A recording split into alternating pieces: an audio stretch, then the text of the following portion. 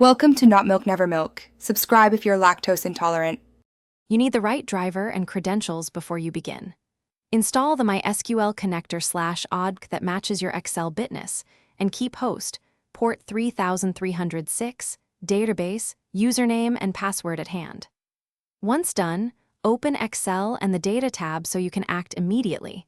Make sure you decide if you want a live table load or a custom SQL query. This starts the connection flow quickly and avoids backtracking when configuring the ODC or Power Query steps next. Create a DSN in ODC data sources and test the connection so Excel has a named endpoint to use.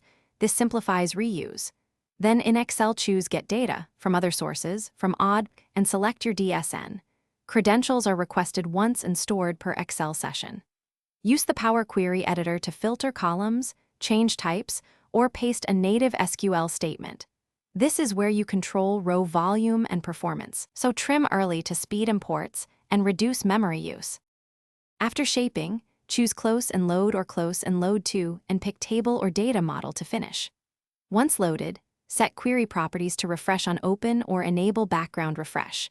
For automated workflows, use Power Automate or a scheduled refresh on the server. If something goes wrong, first verify driver bitness matches Excel and that firewall or MySQL bind address permits your client. Also confirm the user has select privileges. These checks resolve most connection errors quickly.